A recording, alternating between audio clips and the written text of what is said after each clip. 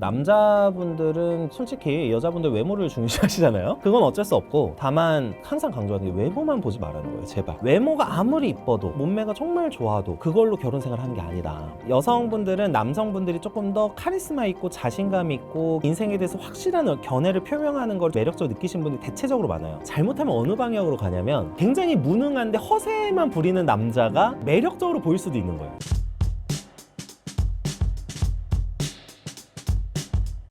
이 여자 남자랑 결혼하면 인생 종친다 싶은 사람의 특징은 뭔가요?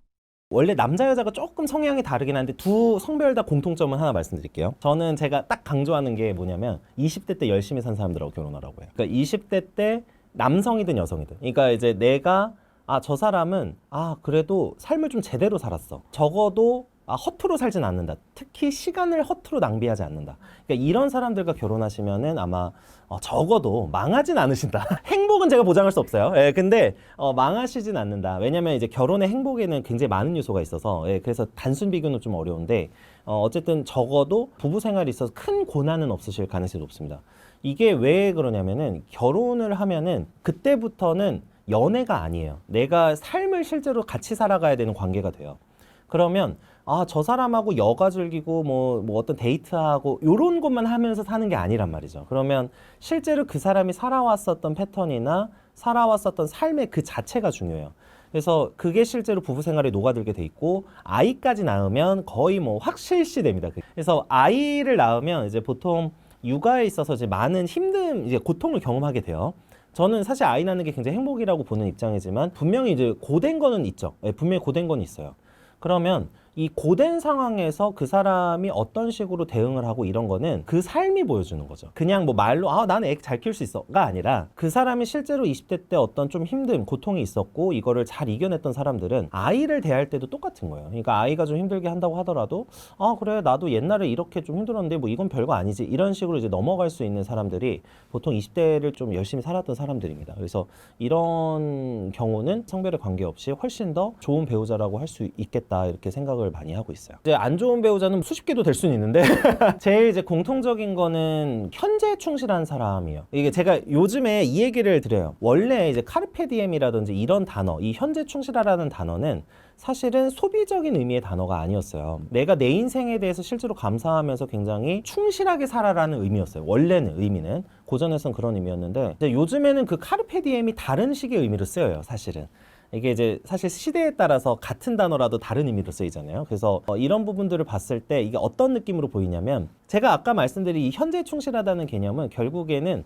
미래를 보지 않고 산다는 거예요. 이게 오늘만 보고 산다는 거죠. 그냥 오늘 써야 되고, 오늘 놀러 가야 되고, 오늘 가족이 여행을 가야 되고, 그리고 오늘 뭐 애를 위해서 뭘 돈을 써야 되고, 그러니까 이런 식이 되는 거죠. 그러면 저는 이런 가족 중에서 솔직히 말하면 행복한 가족을 거의 본 적이 없고, 그러니까 장기적으로는요. 그리고 제일 문제가 되는 게 뭐냐면, 이것도 뭐 많이 경험하는 부분인데, 40대 부부, 그러니까 이제 30대 때 요즘 이제 평균 30대 한 초중반에 결혼하시니까 이때 결혼하고 아이를 낳으신다고 가정을 하면은 40대가 되면 보통 초등학생이 됩니다. 이 초등학생이 되는데, 이때부터 문제가 뭐가 발생하냐면은 부모님이 편찮아지세요. 그래서 돈과 관련해서 제가 왜 돈을 계속 강조하냐면은, 실제로 대부분의 분들이, 그러니까 원래 돈이 일정 수준이 있으면은 그 다음부터는 조금 다른 게 중요해집니다. 그거는 맞아요. 그러니까 그걸 부정하는 건 전혀 아니고, 다만 실제적으로 일반적인 자산 상태를 가지고 계신, 일반적인 자산 수준을 가지고 계신 분들의 경우에는 돈의 액수에 따라서 많은 행복도의 증감이 있어요. 솔직히 말씀드리면. 그러니까 40대 때 가가지고 갑자기 간병 문제가 발생합니다. 아이 교육 문제가 발생하죠. 그러면 당장 통장에 돈이 없습니다. 그런데 어떻게 행복할 수 있냐는 거죠, 제 말은. 근데 여기서 그냥 타협을 하면 돼요.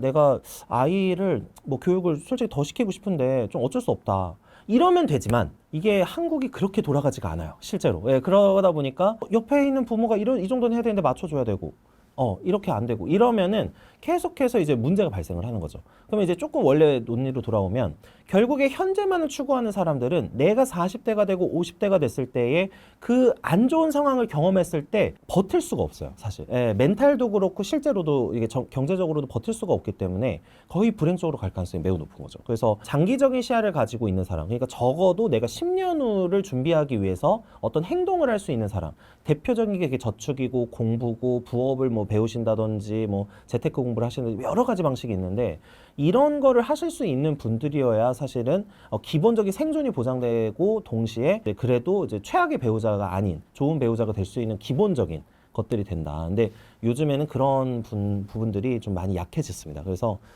그리고 어제 제가 이거는 이제 제 채널에서 영상에서 한번 올렸던 건데, 이번에 이제 통계청에서 국민 대차대조표를 이제 공개를 했습니다. 그래서 이제 통계청에서 전체 나라의 국부 그리고 뭐 자산의 배분 뭐 누가 얼마 갖고 있고 이런 부분에 대해서 분석을 했는데요. 1인당 국민 순자산이 한 평균이 2억 5천만 원이에요. 그러면 실제 중위 자산, 그러니까 정말로 한 100명 중에 50등, 51등 정도 하는 자산의 수준은 어느 정도냐? 지금 현재 통계상으로는 1억 한 2천만 원 정도예요. 1인당. 제가 채널에서도 영상에서도 얘기했던 게 뭐였냐면 1억 2천만 원 정도를 가지고 사실 객관적으로 노후 준비가 가능하냐는 거예요. 객관적으로. 제가 이렇게 비유를 드려요. 지금 국민 어떤 기초 생활비, 정말 최소 생활비로 산정되어 있는 게 1인이 139만 원입니다. 이게 정부 기준에, 정부에서 볼 때. 그리고 2인 가구가 아마 190인가 200만 원 정도 될 거예요. 최소예요. 적정 생활비 말고요. 그러니까 최소 생존을 위한 어떤 생활비인 거죠. 그러면 이제 여기에 뭐 주거비도 들어가 있을 거고 식비도 들어가 있는데, 사실 그 순자산 1억 2천만 원 정도의 이제 중위 순자산을 가지고 계시다라고 가정을 하면은 매우 생존과 직결된 어떤 위험이 있어요. 위험이 발생할 가능성이 아주 높아요. 여기도 이것도 그 자산도 사실 대다수가 부동산 관련일 거란 말이죠. 그러니까 거주와 관련돼서 전세 보증금이 들어가 있거나 아니면은 이제 집을 사신 다음에 대출금을 갖고 계실 거예요. 그러니까 이 상황에서 어떻게 사실은 그 생존이 위협받는 상황에서 행복할 수가 있느냐. 그래서 이런 거를 아시는 분들일수록 사실 미래를 더 대비하고 현재 관점에서 보는 게 아니라 미래의 관점에서 생각을 하고, 그리고 배우자한테도 이렇게 얘기하겠죠. 결혼을 해서 여보, 지금 우리가 30대긴 한데 우리 50대나 60대 때 노후 대비도 해야 되고 애들 교육도 시켜야 되니까 어떻게 좀 돈을 모아야 될까? 이런 얘기를 할 수 있는 배우자. 그러니까 이런 배우자가 아니라고 하면은 오늘 당장 써야 돼. 아유, 오늘 놀러 가자. 이런 배우자라고 하면은 불행이 찾아올 가능성이 매우 높다 정도로 정리하도록 하겠습니다. 상담 사례 중 최악의 결혼 상대 1위 유형은 어떤 게 있었나요? 일단은 외도는 제외할게요. 원래는 이혼 원인 중에 외도가 제일 많은 건 사실이에요. 근데 이거는 뭐 성별 불문이기 때문에 제가 이제 논외로 하고, 공통적으로는 이런 거죠. 사고가 유연하지 않다. 예, 이게 어떤 거냐면 배우자의 이야기를 보통은 가장 행복한 결혼 생활을 하려면 이제 서로 조금 조율하거나 흡수할 수 있어야 돼. 서로가. 그러니까 혼자만 그런 것도 안 되고 양측이 좀 사고가 다를 수밖에 없기 때문에, 예를 들면 남편과 아내가 있으면은 아내도 자신의 고충이 있고 남편도 고충이 있잖아요. 그러면 이거에 대해서 서로 인정해주고 여기에 대해서 어느 정도 뭐 사고의 차이가 있어도 조율을 할 수가 있어야 되는데, 이게 요즘에 이 경향성이 좀 강한데 왜 요즘에 이혼을 조금 더 쉽게 하는 경향이 되느냐. 초반에 내가 어떤 서로의 사고나 생각을 좀 맞춰보는 작업을 좀 상대적으로 덜 하는 부분도 있고요. 동시에 만약에 사고가 다르다고 하면 결혼을 해서는 성인이면 원래는 저는 원래 점점 더 성장하는 사람이면 사고가 말랑말랑해져야 된다고 생각을 해요. 근데 대다수는 원래 반대가 돼요. 나이가 들수록 내 가치관이 강해지고 내 어떤 고집이 강해져요. 그래서 이렇게 되기 때문에 지금 결혼 연령이 늦어지잖아요. 이게 어떤 걸 의미하는 거냐면 결혼 연령이 늦어지면서 서로가 사고가 굳어진 상황에서 만나는 분들도 많아진 거예요.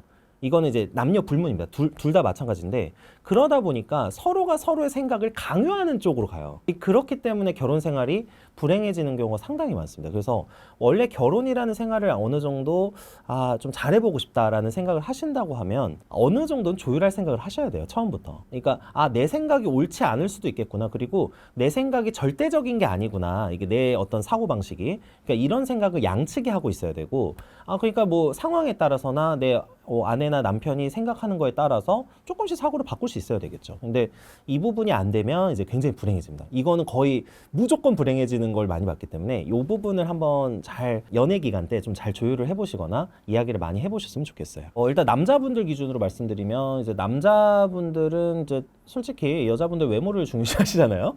뭐 부인할 수 없는 사실은 얘기 드립니다. 그건 어쩔 수 없고, 다만 제가 이제 항상 강조하는 게 외모만 보지 말라는 거예요. 제발. 외모가 아무리 이뻐도, 그리고 외모가 뭐 정말 몸매가 정말 좋아도 그걸로 결혼 생활 하는 게 아니다. 그거를 이제 꼭 말씀드리고요. 제가 이제 간혹 이런 경우를 많이 봐요. 이제 이혼 상담을 할 때 또는 이제 개인적인 주변 지인들하고 얘기를 할 때도 연애 때 좀 깊은 얘기를 많이 안 해요. 생각보다. 그러니까 연애 때 뭐 너의 가치관이 어떻니, 뭐 아니면 삶에 대해서 어떤 식으로 생각을 하는지, 이런 부분에 대해서 이렇게 이야기를 할 기회가 생각보다 많이 없으신 분들이 많아요.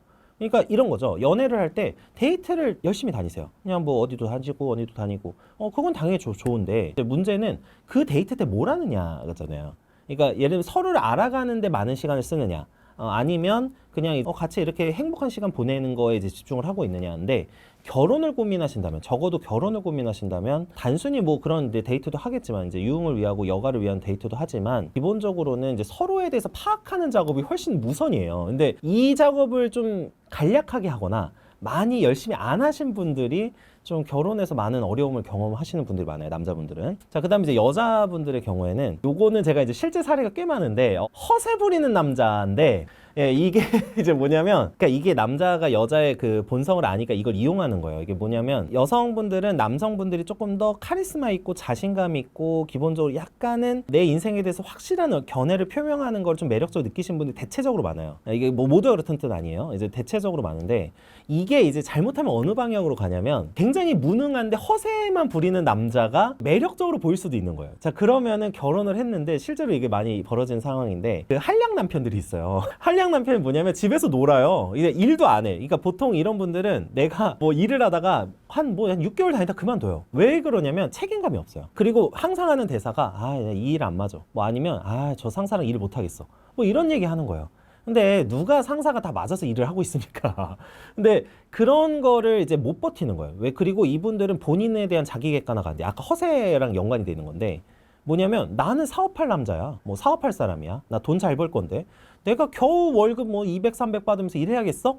라고 생각하고 있는 남자들이 있다는 거죠. 이런 사람들을 만나게 되면 불행의 씨앗이 된다, 이렇게 말씀드리고, 이렇게 되면은 보통 남자가 이런 식으로 이제 한량으로 막 살아요. 제가 했던 케이스 중에서도 그래서 맨날 그만두고 결국 사업을 했어요. 당연히 망했죠. 당연히 망했는데, 제가 그래서 여성분들한테도 이런 걸 말씀드려요. 일을 제대로 하는 사람이 성공하는 겁니다. 그러니까 항상 허세를 부리고 말이 중요한 게 아니라 그 사람이 일에 얼마나 몰두하고 있는지를 보십시오. 그러면은 그게 성공을 좀 보낼 수 있는, 좀 미래 가능성이 높은, 잠재력 높은 남자를 보시는 거고요. 그냥 무슨 뭐 좋은 차를 끌고 다니고 뭐 어디서 뭐 말을 그럴싸하게 하고 이런 건 믿지 마세요. 그러니까 그 사람이 일에 어느 정도나 몰두하고 있고, 또 하나 더 말씀드리고 싶어요. 어떤 여자분들은 그 남자친구가 연락이 잘 안 되면 불안해하세요. 그래서 이제 막 엄청난 그 아주 빠른 시간에 답장을 원하시는 분들이 있거든요. 근데 이거는 만약에 남자가 빠른 시간에 답장을 하고 있다, 일을 못할 가능성이 높습니다, 그 사람은. 그러니까 일을 못하는 사람일 가능성이 높아요. 왜냐하면은 진짜 이건 진짜 말씀드리고 싶었던 게, 내가 예를 들면 일에 진짜 집중하잖아요. 1시부터 뭐 한 5시, 6시. 저도 그런데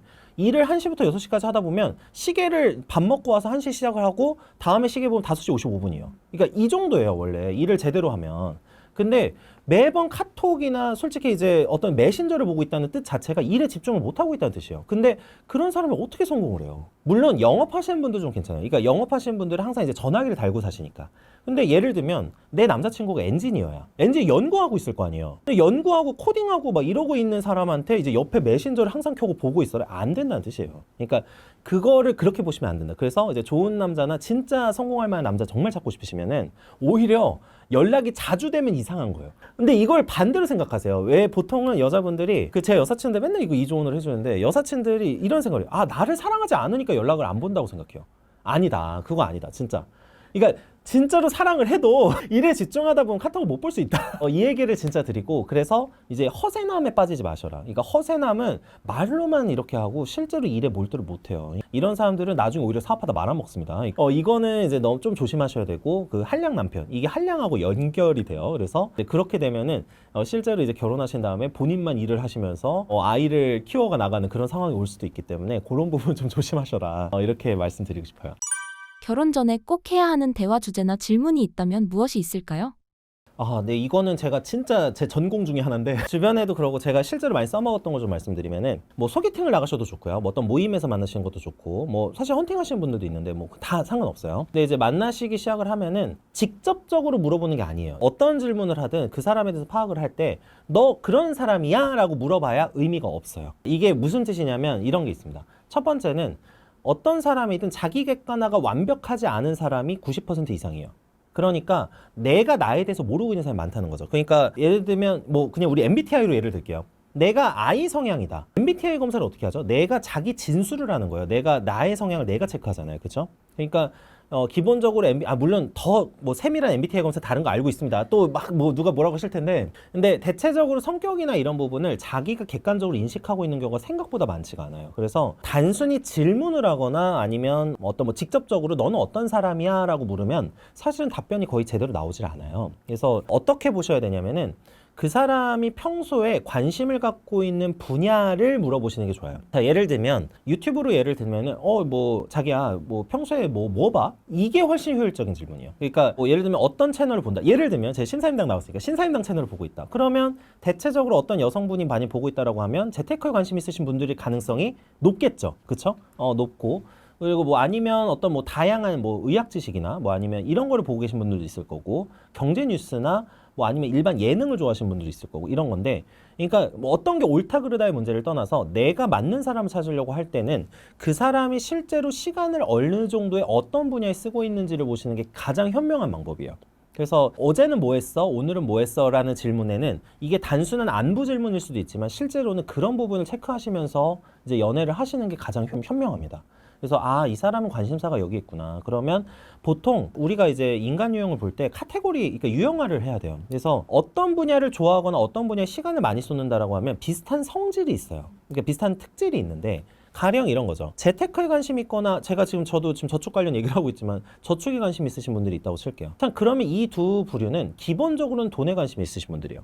그러면 돈에 관심이 있다라는 거는 기본적으로 축적에 관심이 있는 거잖아요. 그쵸? 내가 지금 소비에 관심이 있는 게 아니라, 그러면 축적 쪽에 관심이 있으신 분들을 만약에 선호한다라고 하면은 그쪽 분들을 만나려면 그 사람들이 평소에 보고 있는 컨텐츠를 보시면 된다는 뜻이에요. 그래서 이제 이런 거가 비슷한 성향을 보이기 때문에 그런 걸 질문하시는 게 제일 좋고, 두 번째는 내가 자기 객관화가 안 되는 부분들이 많기 때문에 그냥 일반적인 질문은 어렵다고 했잖아요. 두 번째는 그 사람이 평소에 하고 있는 의상이나 착장을 보시는 게 좋아요. 뭐 예를 들면 제가 이거 실제로 많이 강조하는 부분이, 남성분이 여성분의 경제관념을 볼 때 너 통장에 돈 얼마 있냐를 묻지 말라는 거예요. 저는 물론 물으실 수 있어요. 나중에는 직접적으로 이제 뭐 신혼집 구하고 이래야 되니까. 근데 초반에는 그렇게 물으면은 하수야, 하수. 아니 그게 뭐야, 누가 그렇게 하면 그 기분도 나빠요. 솔직히 듣는 사람도 기분도 나쁘고. 그러니까 뭐냐면 평소에 그 사람이 어떤 식으로 옷을 입고 옷을 어떻게 맨날 바꿔 입고 이것만 봐도 어느 정도의 소비 패턴이 나와요. 그러니까 그거를 보시면 되고, 그 다음에 당연히 아까 관심사 대화를 하면 돼요. 평소에 뭐 보냐, 평소에 뭐 어떤 분야 보냐, 뭐 아니면 예를 들면 부동산 얘기를 한번 해보시는 거죠. 예를 들면 그러니까 집에 관심이 있나? 아니면 뭐 평소에 뭐 어떤 거 뭐 주식 같은 거 뭐 얘기 살짝 꺼내보시고, 그냥 요 정도면 돼요. 그러면 그 사람이 이제 어떤 식으로 생각하고 있고 돈을 얼마나 쓰고 있는지를 볼 수 있는 거죠.